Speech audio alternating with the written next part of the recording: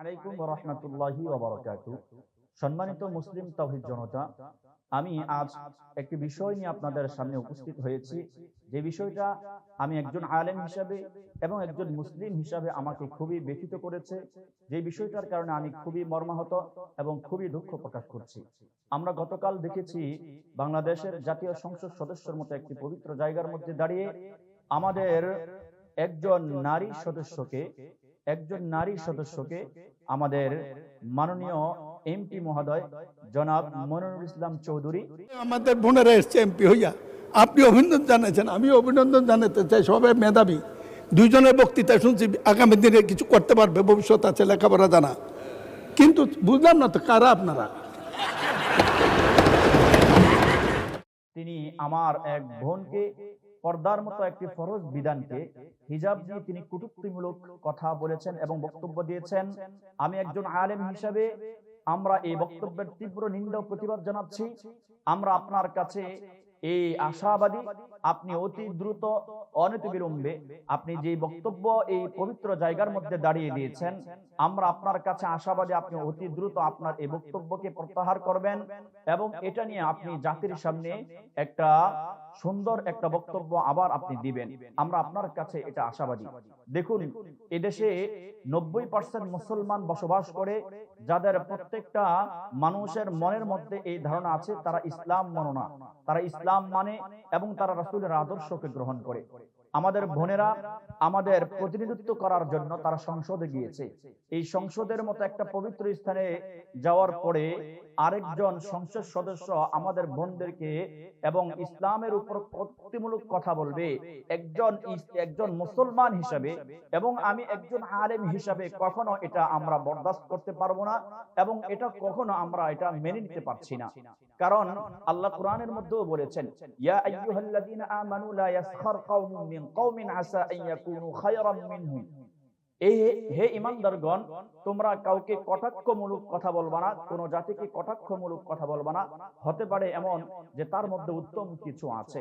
আমরা দেখেছি যখন আমাদের এই মাননীয় সংসদ সদস্য তিনি যখন আমাদের বন্ধুকে কটাক্ষ করে এই কথা বলছেন, তখন বিরোধী আমাদের সরকার পক্ষীয় কিছু নারী সদস্যগণ টেবিল চাপড়াচ্ছে এবং তার কথাকে সহমত পোষণ করছে। দেখুন, আমি আপনি ইমানদার হিসাবে, আমি আপনি মুসলিম হিসাবে কখনো আপনার মতো একজন সম্মানিত ব্যক্তির কাছে আমরা এমন বক্তব্য প্রত্যাশা করছি না।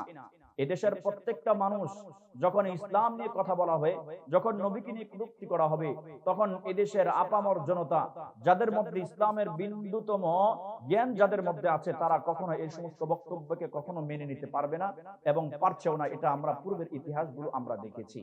আপনার মতো একজন দাড়ি টুপিওয়ালা এবং এমন একজন সুন্দর মানুষ ব্যক্তি যখন এই সংসদের মতো পবিত্র জায়গার মধ্যে দাঁড়িয়ে ইসলাম বিরুদ্ধে, হিজাবের বিরুদ্ধে যখন আপনি কথাগুলা বলবেন, তখন আপনার এই সমস্ত কথা আমাদেরকে খুব ব্যথিত করে। এজন্য আমাদের বোনেরা আমাদের প্রতিনিধিত্ব করার জন্য গিয়েছে। এদেশের পোশাকের স্বাধীনতা আছে। যে যে পোশাক পরে সে ওই পোশাক নিয়ে গর্ববোধ করে। এদেশের ইসলাম মাননা মানুষ তারা হিজাবকে ভালোবাসে এবং তারা পর্দা করতে ভালোবাসে। এজন্য আমাদের বোনেরা সর্বোচ্চ চেষ্টা করে তারা ইসলামকে মেনে চলবার জন্য। কিন্তু যখন আপনাদের মতো ব্যক্তির মুখ থেকে এই সমস্ত কটূক্তিমূলক কথা বের হয়ে আসে, তখন এই জাতিকে খুব মর্মাহত করে এবং এই জাতিকে খুব লাঞ্ছনা দেয়। আপনাদের মতো ব্যক্তিদের এই সমস্ত কথার মাধ্যমে আমরা দেখতে পাই এদেশে বিভিন্ন সময়ে আমার নবীকে নিয়ে কটূক্তি করা হয়, আমাদের ইসলামকে নিয়ে কটূক্তি করা হয়, কোরআন নিয়ে অবমাননা করা হয়, কিন্তু এর ব্যাপারে সরকার পক্ষেও তেমন কোনো শাস্তি ব্যবস্থা করা হয় না। কিন্তু এদেশের ক্ষমতাসীন ব্যক্তিদের ব্যাপারে যখন সামান্যতম কটূক্তি করা হয়, তখন আমরা দেখতে পাই আইনের শাসন সর্বোচ্চ ওই ব্যক্তির বিরুদ্ধে চলে যায়। এজন্য আপনি আমাদের সম্মানিত ব্যক্তি এবং আপনি আমাদের কুমিল্লার গর্ব। আমরা আপনাকে নিয়ে গর্ববোধ করি এবং আমরা আপনাদের কাছ থেকে এই দেশটার জন্য সুন্দর একটা ব্যবস্থাপনা করবেন এবং এই দেশটাকে সুন্দরভাবে পরিচালনা করবেন, এমন এমন কর্মকাণ্ড আমরা আপনার কাছ থেকে প্রত্যাশী। সুতরাং আপনারা ইসলাম নিয়ে কোন রকমের কটূক্তিমূলক কথা এই জাতীয় সংসদে পবিত্র একটা জায়গার মধ্যে আপনারা এই সমস্ত কার্যকলাপ আপনারা করবেন না। কারণ পূর্বে যে সরকার এই ক্ষমতার মসনদে ছিল তারাও কিন্তু ভালো ছিল। যখনই তারা ইসলামের বিরুদ্ধে কথা বলা শুরু করেছে তখন এদেশের আপামর জনতা প্রত্যেকটা মানুষের হৃদয়ে রক্তক্ষরণ হয়েছে, যার কারণে তার পরিণতি আমরা স্বচক্ষে দেখেছি।